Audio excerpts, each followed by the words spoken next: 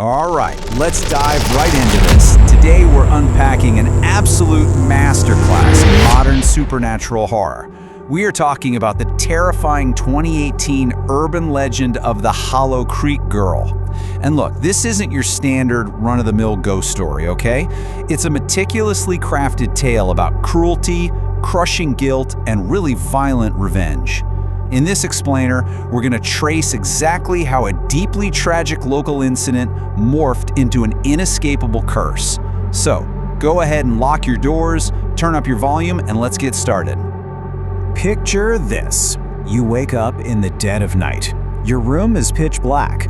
You glance at the clock, and it reads exactly 3:11 a.m. And then, in the dead silence, you hear it. The completely unmistakable sound of dripping water and wet mud hitting your bedroom floor.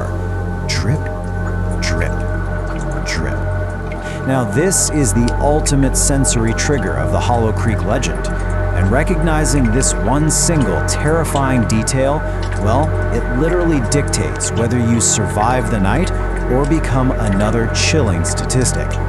But before we get into the origin, we really need to define the monster. According to October 2018 police reports out of Hollow Creek, Ohio, this entity completely paralyzed a small town. I mean, people literally stopped going outside after dark. The descriptions were incredibly consistent. Pale skin, long black hair, and her absolute signature, these hollow white eyes. But the most disturbing detail for sure, every single person she visited died screaming. To understand how a monster like this is born, though, we have to look back at the profoundly human tragedy that actually created her. How do we get here? Well, the timeline escalates so fast and it is brutal. Before the hauntings even started, Emily Carter was just a soft-spoken teenager whose beauty unfortunately made her a target for a highly toxic friend group, Madison, Tyler, and Chloe. What started months prior as private cruelty quickly evolved into vicious online humiliation, and it all culminated on a rainy Friday night. Emily was lured to a fake apology party, which led straight to her fatal fall down an abandoned well right at midnight. You just have to hear Emily's desperate plea that night. Why are you guys doing this to me? It completely anchors the emotional weight of this whole narrative. She was isolated out at the very edge of the Hollow Creek forest, genuinely expecting an apology. But then she realizes the party was totally fake. No music, zero other people, just her three tormentors, a deep, abandoned well hidden in the trees, and Emily, terrified and confused. That one question really highlights the sheer, unprovoked cruelty she was dealing with. And their responses, they perfectly capture the absolute pathology of bullying. Madison coldly tells her, "Because watching you cry is fun." Tyler hits her with, "You think everyone likes you because you're pretty." And Chloe just adds, "You're pathetic." Madison actually pulled out her phone to record the humiliation for the internet. In that totally chaotic moment of digital and emotional abuse, things got physical. Chloe shoved Emily. Emily slipped on the wet, muddy ground right near the old well, panicked, and grabbed Tyler's jacket just to catch her balance. But Tyler didn't help her. He shoved her away, and Emily fell backward, deep into the darkness of the abandoned well. Her scream echoed out through the forest, and then just silence. And honestly, that silence is the exact turning point where high school drama permanently crosses the line into a lethal crime. The aftermath introduces this really eerie duality to the story. Up on the surface, police are out there searching the foggy forest with flashlights for weeks, but Emily's body is just never found. Eventually, the town and the killers kind of try to move on. But underground, the story was already changing. Search dogs absolutely refused to go anywhere near that well, and even more disturbingly, some officers reported hearing faint scratching and crying coming from beneath the earth. The killers thought they were totally in the clear, but the tragedy was far from over. And this brilliantly illustrates the mechanics of her paranormal revenge, which kicks off exactly 3 months later following strict, terrifying rules.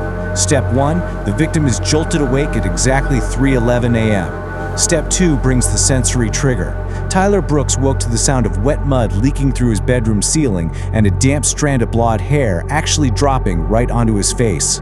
Step 3, the reveal. Looking up, he saw Emily crawling upside down across the ceiling, her bones cracking unnaturally, her mouth stretched open way too wide.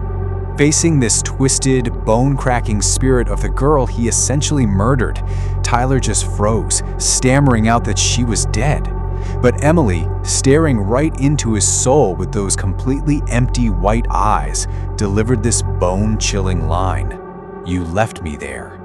It's a direct callback to the crime. See, she isn't just some mindless entity. She is a deeply personal manifestation of his own guilt and cruelty, coming right back to collect a debt.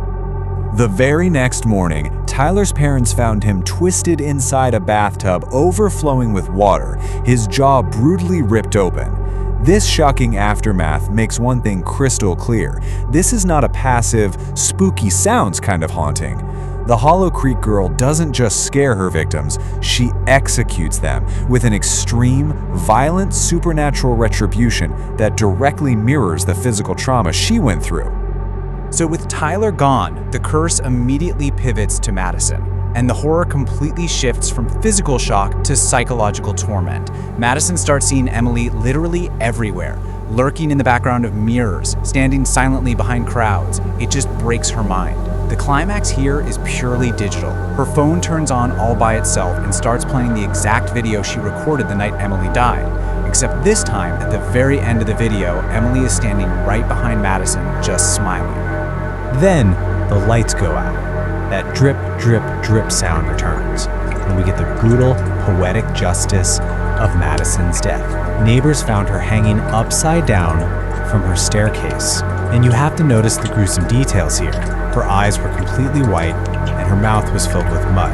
The exact same earth that suffocated Emily claimed Madison, transforming her corpse into this twisted, physical reflection of the Hollow Creek girl herself. Now we reach Chloe, the final surviving friend. Terrified out of her mind by the gruesome deaths of Madison and Tyler, Chloe finally breaks and confesses everything to the police. And her confession reveals a truth far grimmer than just a simple accidental fall. She admits to the months of bullying. She admits Tyler pushed her. But the absolute most devastating revelation? After Emily fell, she didn't actually die on impact. They heard her screaming for help from the bottom of that well for hours, and they just chose to leave her there, alone, in the dark. Armed with Chloe's confession, the police rushed straight back out to the Hollow Creek forest, and for the very first time since the disappearance, they actually descended into the darkness of the well. They went down 30 feet underground, 30 feet deep into the freezing, muddy earth to finally uncover the terrifying hidden truth of Emily Carter's final moments. What they found 30 feet down grounds this entire supernatural thriller in profound, agonizing reality.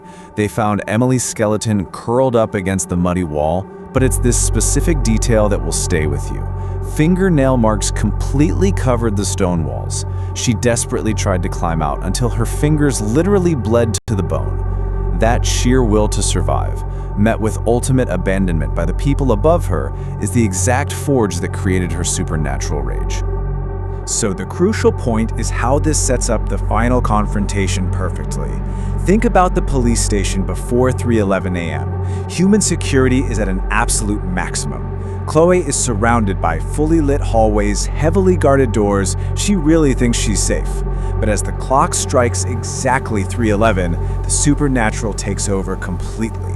The security cameras fail, the lights just die, and when the backup generators finally kick in, every single police officer in the building has vanished. Human protection is utterly useless against this curse. An officer who arrives later as backup finds Chloe sitting all alone in the hallway, shaking and crying. She survived, right? But when she slowly looks up, we get this bone-chilling final twist. Chloe's eyes are completely hollow white, and she has this incredibly unnatural smile. She speaks, but it's not even her voice anymore. She's still down there. Chloe might not be physically dead, but she has been completely consumed and possessed by the curse. Emily's vengeance is absolute. So what does this all mean for us? What is the real takeaway here? Why does this specific horror story resonate so deeply with people? Well, it's because beneath the jump scares, the cracked bones, and the paranormal vengeance, there is a totally devastating real-world warning. This is really a story about the insidious, escalating trauma of bullying. It's a metaphor that brilliantly illustrates how our cruelty, our apathy, and the things we try so hard to bury in the dark have a terrifying way of clawing their way back up to haunt us. The legend actually states that even to this day, people near that forest still hear a girl crying from inside the well. The story of Emily Carter is just a chilling reminder of the heavy weight of our actions. So keep that in mind tonight. Because if you wake up and you see the clock reads exactly 3:11 a.m.